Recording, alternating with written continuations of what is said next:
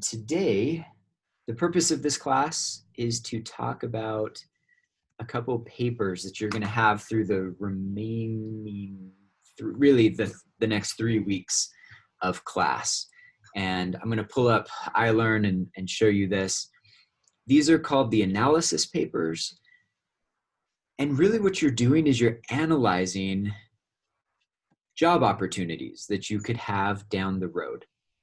We divide them up into 3 different papers. The first one that you're going to do is an industry analysis. Then you'll move to a company, and then you'll move to a position. Let me explain what this means. We want you to get as much information about the industry, company, and job position that you would like to get down the road as possible. And it serves 2 purposes. One, it's informational. If you want to be a marketing account manager for Pizza Hut, something like Carrie did on the lecture that you watched last week. Well, this is a great way to show you how the industry, the company, and the position come together. You can research all of these, get lots of great information, and use that to kind of guide you as you move forward with not only your education, but also jobs that you apply for. It's a pathway to help lead you. You'll learn a lot through this process, and you'll be a better interviewee when you're applying for these jobs. If you know about the industry, the company, and the position really well, then you'll be able to ask intelligent questions in the interview. You'll be able to tailor your resume to fit what that company wants for that position, for example. You'll be more knowledgeable, and when you're more knowledgeable about the position, you tend to get the job at a much higher rate than those that come in and don't know anything about it. Right? So that's one reason, is just that knowledge base, that foundation. The second one, it's a great way to get you writing. Writing is an important skill that many of us need to work on. I don't know if I told you this, but I was an English major in my undergrad years simply because I was a horrendous writer, horrible. And in the position that I wanted to go into, you have to be a great writer. So anyway, that's why I became an English major. I still studied business, but learned how to write through that process to make me a better candidate down the road. All right. So yeah, information as well as writing skill. Now, these are not the biggest papers that you're ever going to write in your life. These are short, these are concise, and in a little bit, Savannah, I'll let you give them some tips about how to be more successful on these. Savannah's got a list of things that she looks for when she's grading these papers. But just know that it's important to write well, but these aren't going to be 20-page research papers by any stretch of the imagination. So,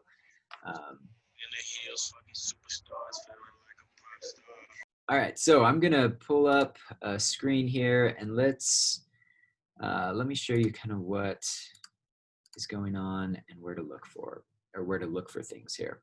All right, so here I'm in iLearn. I scroll down to week 4, and here you can see you've got kind of a introductory assignment lesson into this whole idea of industry, company, position right here at the top. Zoom this in a little bit. And this is just for you to brainstorm. Oftentimes my students work backwards here. So they know what position, and this is fine. My students tend to know what position they'd like down the road. So let's say you want to be a manager of a hotel. This is a horrible time to think about being a manager of a hotel because they're all shutting down. But let's say that's what you want. Well, you want to be a manager of a hotel, and so let's work backwards. So you're starting at the position. So we'll start there. Well, which company would you like to work for? Well, lots of my students are like, I want to work for Marriott. Okay, great. So we've got manager, Marriott. What industry is that in? That's in the hotel and tourism industry. Okay.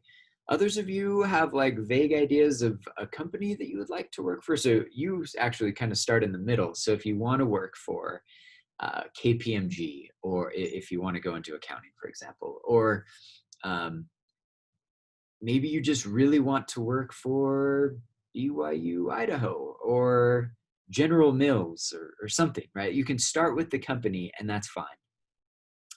By the way, for this assignment, it tends to be easier for you to find information if you choose larger corporations. And I'll show you why in a minute when we get to the databases. But if you're set on a small business that isn't publicly traded, go for that as well. Like you can still get the information. It'll just be a little bit more difficult to get all the information that you would like, but you can do that. You can do in-person interviews. You can call people up. That's totally fine. Okay, so that's what this is right here. Now, and just a reminder for the rest of this week, you've got a pre-class assignment for next Wednesday. Don't forget about that. And then 10 more LinkedIn connections. Okay. But this is where it like really happens is next week. You've got your industry analysis paper due on July 6th, which is Monday. And so I'm just going to click into this real quick. I put an example in here for you to see. In this example, it's somebody that's going to work in the eyewear industry. So that's why you see this example, this PDF right here, the eyewear industry. And if I click on that, this just gives you, let me share this with you as well, what I just downloaded.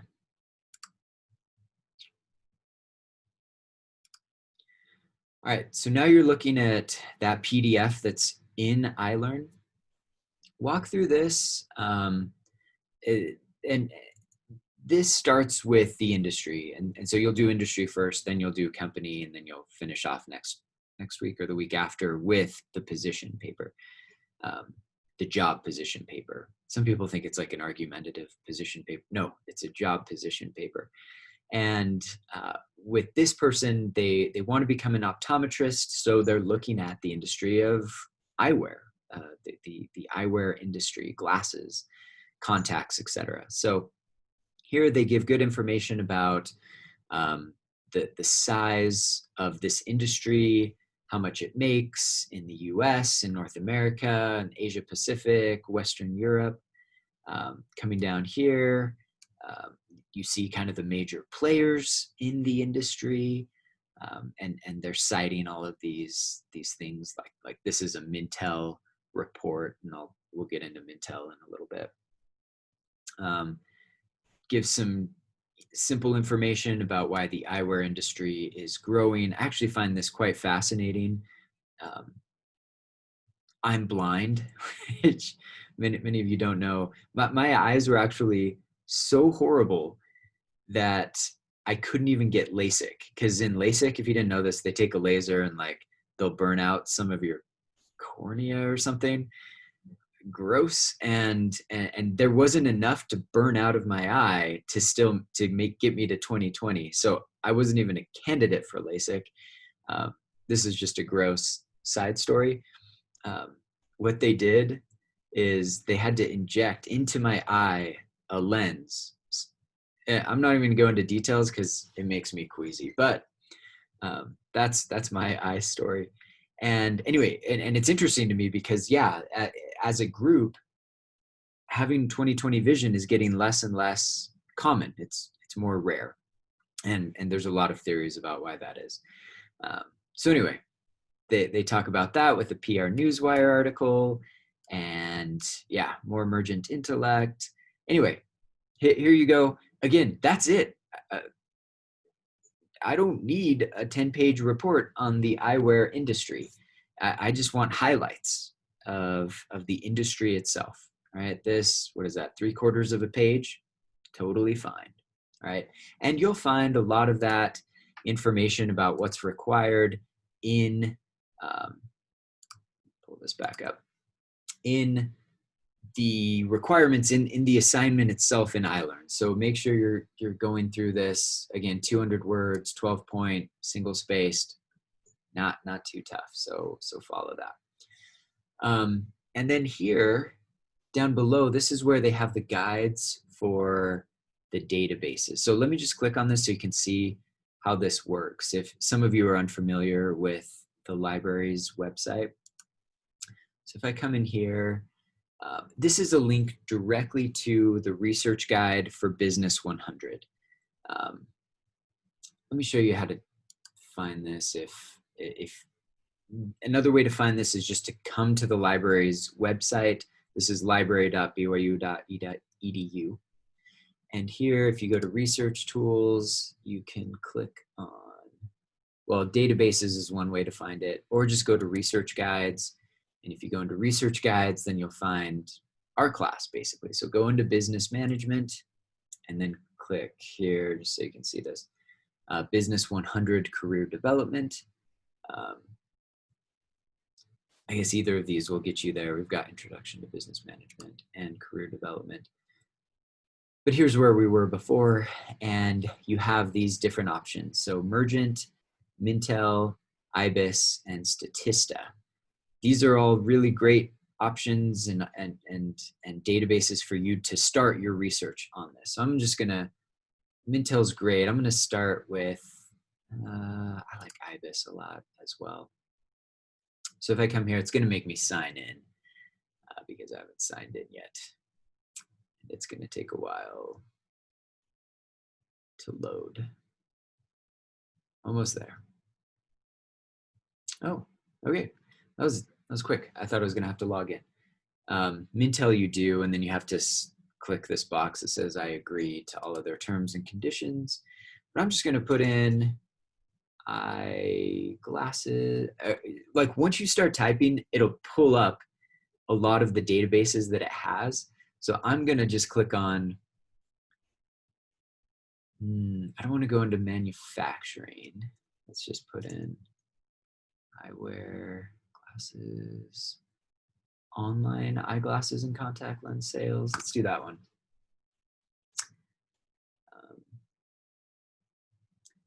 So as it loads here, these are, this is like everything that you need for this assignment. I love these databases. They're incredibly beneficial. If you look down the side here, you've got industry at a glance, which is basically what you're writing. Okay, so you click on that. You can also see the industry outlook, major companies, great. This major companies tab right there, that's a great place to go if you don't know which company you want to go into yet. You just know the industry. Anyway, I think this is just a really good place for you to start. I'm going to go with hotels. And if I want to put hotels and motels in the US, I'll do that. Turn my light on in my office real quick. So hotels and motels in the US, I'm going to start there as my industry. Again, click on industry at a glance. And then you can see, oh, it's an ugly time to be in the hotel industry. They're down $183 billion just this year. You can guess why. All right, but again, later, maybe I want to go into Marriott. So I'm going to click on the major companies, and this is where you can find Hilton, Hilton Gardens, DoubleTree, etc. They're all right here. Intercontinental, Marriott. Yeah. Okay. Now, one thing, and Savannah, jump in here a little bit to help, because some of you, well, sometimes Savannah comes to me and she's like, you know what, this student, they wrote a great report, but all they did was just copy and paste everything from IBIS and paste it into the document. Obviously you can't do that. That's known as plagiarism.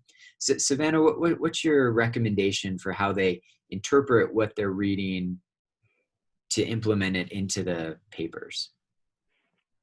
I would say Definitely. So first of all, cite everything that's not your own words, because that's one thing some students just don't even cite stuff. Also, like summarize things, even if it's a quote, kind of rephrase it so it's your, you put in some of your own words. And then I don't know if you want to maybe show them how to find their Turnitin score, because that can help them gauge where they're at. That like tracks what plagiarism score you have. And so you can go in there and see specifically like what in your paper is counted as plagiarized, where it's coming from, how much like what the percent is of that paragraph and stuff like that. And so that might be something useful to show them as well. Yeah. Yeah, and let me pull this up real quick.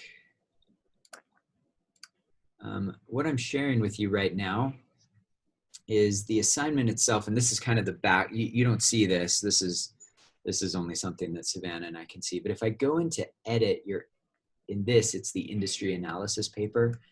What I've done is down here, I've turned on a program called Turnitin. And if you're not familiar with this yet, you will through the rest of your experience at BYU Idaho. What this does is it allows me to, when you turn in an assignment, it'll scan your document and it will basically do a Google search of your entire, this is a simplified version of what's really going on. It will scan your document and compare it to online resources and other assignments that have been turned in. And really what it's doing is checking for plagiarism. It's going to see, for example, if you took a sentence from that IBIS industry analysis and put it into your paper, well, it'll flag it for you and it'll say, at the end of the day, it'll say something like 13% of your industry analysis paper is copied from other sources. Now, 13% is totally fine with Savannah and I. That number is not scaring us at all. But Savannah has the opportunity to go into the document and see the red highlighted sentence that you copied from IBIS. And she can go in and say, okay, John copied this, and then there's a citation to it. Cool, like John's okay. Where John gets in trouble is where he copies and pastes that sentence, and then there's no citation to IBIS. That's plagiarism. Plagiarism is taking the research of another company and passing it off as your own without citations. And just so you know, like I had to talk to my cousin took this class a couple semesters ago, and I had to talk to her about this because she was up at like 50% of her paper was from other sources and she wasn't citing everything. And I think she cited most of it, but that's just a really high number. And as a general rule, Savannah, what's kind of the percentage that makes you concerned? If it's like 40% or above, I start to take off points. So make sure you're under 40%, because that pretty much means that 40% is not your own. Yeah, and listen to what Savannah's saying. Like, you may cite everything, but if you copied, like if you're just copying and pasting 40% of your very short to begin with industry analysis paper, it means you hardly wrote anything yourself. You just copied and pasted. And even if you're citing it, like I said, it's that there's very little of your own work. And remember that these are analysis papers. I want you to read the IBIS report and put it into your own words. Now, when you put it into your own words, once you put in statistics, please still cite it, even though you're not copying and pasting. And just don't copy and paste. Let me just say that. But still cite the statistics, the numbers, the important details of what you learned from IBIS. Still put that, go ahead and cite your paper. But again, when you submit it here through iLearn, because right here, this area, when you submit it, before you upload it, and then you'll get a notice, I think, right, Savannah, from Turnitin that will say something like, hey, your Turnitin score is 39%, or let's say 70%. Mm-hmm. And then you're able to hit submit. But if you see that it's above 40%, I don't want you to hit submit. I want you to go back, put things in your own words, and then resubmit it. Once you get it below that 40%. That's, like I said, that's our threshold. I know some professors that are like, I give everybody an F if their Turnitin score is above 20% or something. And that's not us. Like, we're more, Savannah's just cool. Okay, so 40% is her threshold. And but yeah, down the road, when you are in my business 301 class, the business writing, for example, we'll talk about those numbers. But whatever teacher you have, just kind of get a feel for them, for what percentage they're comfortable with. All right. Any questions there, or any other comments, Savannah, about that? I'm trying to remember. I don't know if it like tells you your score prior to submitting it, but another thing you can go into like your grade book, like where your grades are. And if you've ever noticed, like by your score or your submission, there will be like a red box, a green box, a yellow box, or like a blue box. That's like your Turnitin score. So if you ever have like a red or yellow, that's not good. So you can click on that box and it will take you to the Turnitin. So that's another way you can find out what your score is. Yeah, awesome. All right, good. So yeah, the instructions there for the industry, I mean, I basically showed you how to go through, find the databases that will give you the information for your industry. Next, the next thing that you'll do is you'll go and, like I said, next week, you'll turn in a paper for the company that you would like to work for. There, let me just come back real quick to the databases. You've got Statista, Mergent, a lot of these companies. Mergent, I think, is probably best for individual companies. And so if I'm going to just stick with Marriott, and just so you know, like all I did was click on the Mergent link in the guide that I showed you how to get to. And I start typing in Marriott. Here, you can choose a company. So I'm going to click on Marriott here. And this one takes a while to load because it pulls so much information about companies. I've got their most recent financial details. Again, total revenue of 20, I think these are in thousands. So that's 20 billion, almost $21 billion. You've got their most recent balance sheets, family tree, executive details. You've got so much information here. It's unbelievable. News events.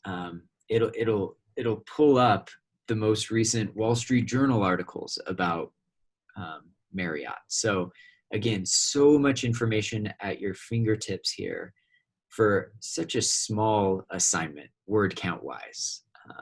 And yet you can see why this is going to be so valuable to you in 2 years when you're a junior and you have an actual interview with Marriott and they fly you out to Atlanta for your interview and you want to get all of the information that you can before your interview. Please remember, like, I'm showing you this not because I care so much about your 200 word analysis paper. It's an okay assignment. It's really, and the whole reason that we're doing this in Business 100 is just to introduce you to all of these incredibly powerful tools that you have at your fingertips. Mergent, Mintel, IBIS, all of these databases cost the university obscene amounts of money. Okay, these are things that private businesses spend millions of dollars just to have this information, and you've got it all for free, relatively speaking. But remember, your tuition is highly subsidized. So this is awesome stuff. And I give you this assignment just so that in 2 years from now, when you've got that big interview with Marriott or KPMG or Nike, whoever it is that you want to work for, you're going to be able to pull all of this up, get great information. And at that point in the interview, when they turn to you and say, do you have any questions for us? Well, you're going to have just read the most recent analyst report about, how Nike is dealing with new competition from Under Armour, for example. And so you'll say, I read this article about Under Armour. What's your strategy to pull back in new and emerging markets from Under Armour? Because they're undercutting you there. And they're going to say, wow, that's a great question. And here's our plans. And what ideas do you have? And then you've done the research. And so you're going to have a great response. And then you get the job. But like the worst thing that you can do in an interview is not know what's going on in the industry in that company. And here we give you the tools for it. So I just want you to get comfortable using this for the next couple weeks while you do these analysis papers. All right, Savannah, anything else that we should tell them? Just make sure you look at the rubric for this assignment and read the directions carefully. One of the biggest things people miss points on is, so if you go to the directions, there's like a list of questions that you can like use as a guide to write your paper. So only use those questions as a guide to write your paper. Don't write your paper as like Q&A format or you'll lose points. Like this is a paper, so it should still be in like paragraph form, not questions and bullets, stuff like that. And then just, make sure you're citing your sources. Use the library sources because they're reliable. And then make sure your like industry, company, and position all go together. So like if you choose an industry, make sure you're finding a company within that industry. And it doesn't have to be like, if you don't know what you want to do in the future, that's okay. It doesn't have to be like this is set in stone. It's just to get you an idea or options. So don't feel like you have to choose something that you're going to for sure go into. And then also, I just forgot. If I think of it, I'll chime in, but I think that's the main stuff. Oh, I remember. So some of you are in business because you want to open your own business in the future, which is awesome. But for this assignment, still like research a company. So you might be tempted to write like for your company analysis that you're going to start this business and all this stuff, but there's no research with that because your company hasn't been started yet. So save that for another assignment, but for this one, actually research a company. Yeah, and I remember that happened last semester with the guy that wanted to start his own car wash company, and Savannah just said, look up another car wash company. Like it's not that hard. And so that's how he did his analysis. Was he had his position, and then for the company he chose a competing company, learned a lot about them, which will make him better when he goes to start his own company down the road. So yeah, that's great. I'm glad you remembered that, Savannah.